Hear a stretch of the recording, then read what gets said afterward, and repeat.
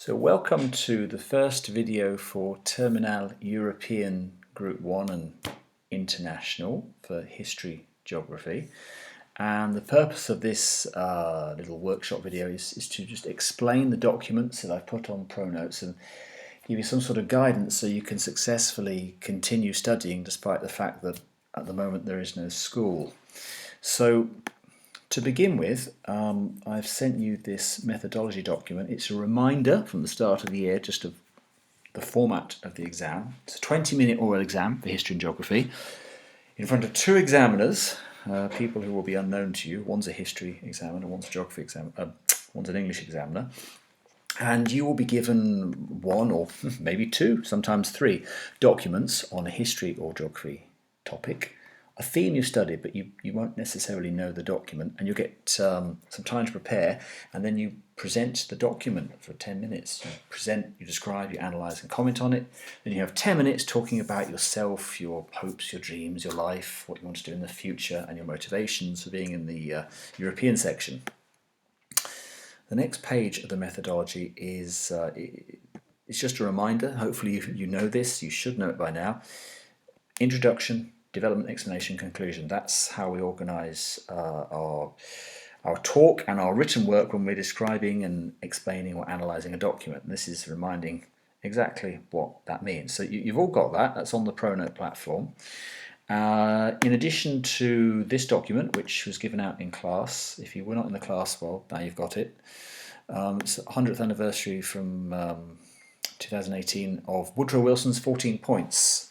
And it gives you a bit more detail on what the 14 points were, because the theme we're doing is the USA since the 14 points. And the 14 points were President Woodrow Wilson's proposals, ideas, I suppose you could call them, dreams, hopes for peace, published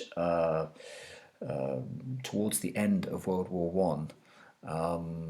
And they were very idealistic, and as you can learn quite a bit about them by reading this document, and most of them were never enacted, unfortunately.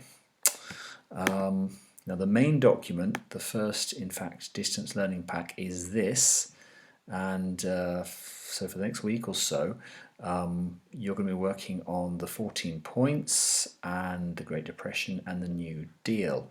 And I've begun by giving you a summary of the entire theme after the post-war World War I situation, with the 14 points, the Treaty of Paris, the fact that the US Senate rejected participating in the League of Nations, which was Wilson's idea, but it wasn't accepted because the USA was quite isolationist at this point and had lost a lot of people in the war.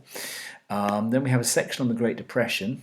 I'll come to that in a moment, because you've also got this document handed out in class and available on ProNote, summarising what happened and the consequent resulting New Deal. And then later we will go on in subsequent weeks. You'll be studying the Red Scare and the Cold War, probably my favourite area of history.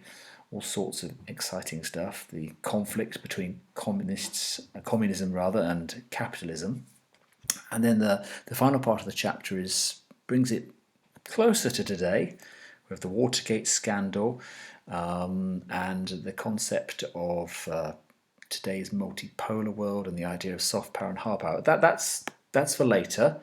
Right now, what we're going to do is just introduce you, or remind you, because we have done this in class, of President Wilson's 14-point plan for peace, published and presented to Congress 8th of January 1918. The US was involved in the war from around about April 1917, so they've been fighting for a number of months by the time this speech was published. It was published all around the world. Everyone read it. And when the Germans surrendered with the armistice on the 11th of November 1918, 11th hour, 11th day, 11th month, it was on the basis that they believed the peace would be negotiated on the basis of these points.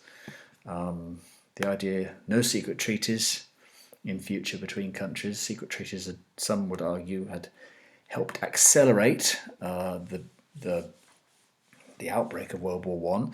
I'm just going to point out some of the main ones. I'm not going to go through absolutely everything. France to regain Alsace-Lorraine, obviously a big French demand. For 50 years it had been controlled by Germany, these two French regions. And the League of Nations. Unfortunately, most of these ideas never really came to fruition, but the League of Nations did, although it didn't prove to be very effective, unfortunately, partly because the US didn't become involved, as you're told on the next page.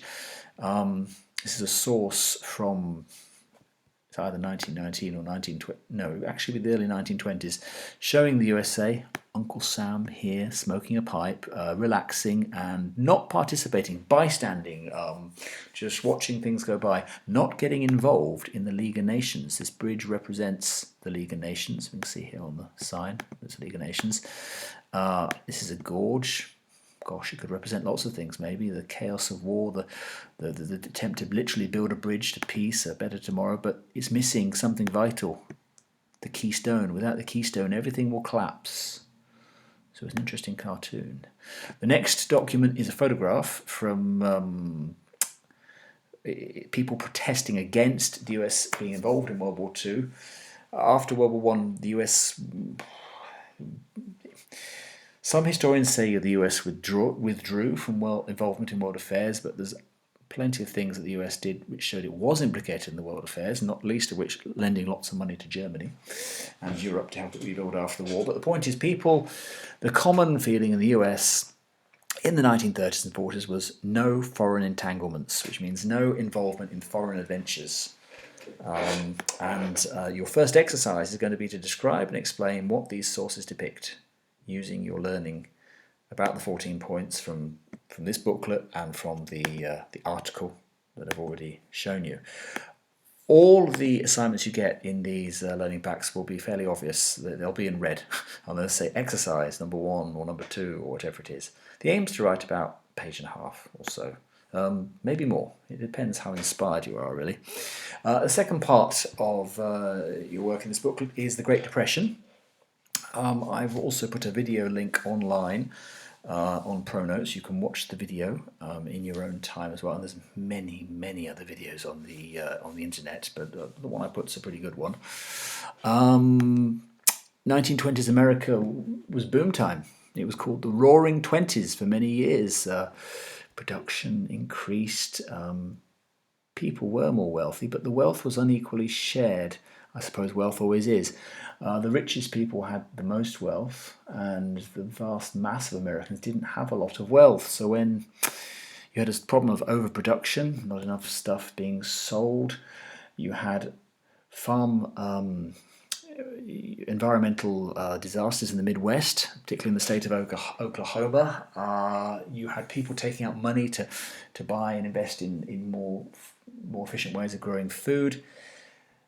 There came a point in the late 1920s whereby people couldn't repay their loans. People had borrowed money to invest in the stock market, and the stock market was considered to be overvalued, and it famously collapsed in 1929, heralding the start of what we call the Great Depression, a terrible situation that lasted for many years. Started in America, and it was exported all over the world because Americans no longer bought things from other countries, and this caused problems in France, in Germany, and in Britain. In Germany, very famously, you had all sorts of economic problems, which ultimately led to the rise of Adolf Hitler, and thereby helped to trigger World War II. So what did America do about this?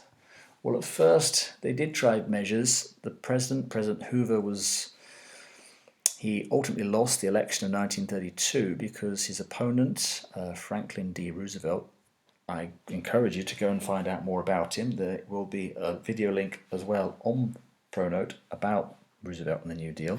He proposed a program to relaunch the American economy, famously called the New Deal. He came to power about the same time Adolf Hitler came to power in Germany. The two men could not be more different.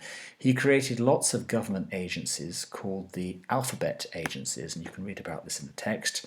And here's an example of one of the most famous ones, the WPA, Work Pays America, the Work Progress Administration, designed to get people back into jobs, designed to develop the country, to rebuild, and to reduce the terrible rate of unemployment. So your second assignment is going to be, again in red, describe and explain what this source above shows, and explain the context of the Great Depression and the New Deal in around about 1.5 pages. And I will try to put some links to other useful sites of information on the ProNotes platform. So that's your first learning pack. I hope this has been a useful introduction, explanation for you. If you have any questions, if you're really stuck, of course, give me an email and I will try to help. In the meantime, good luck, and I'll see you in the next little video.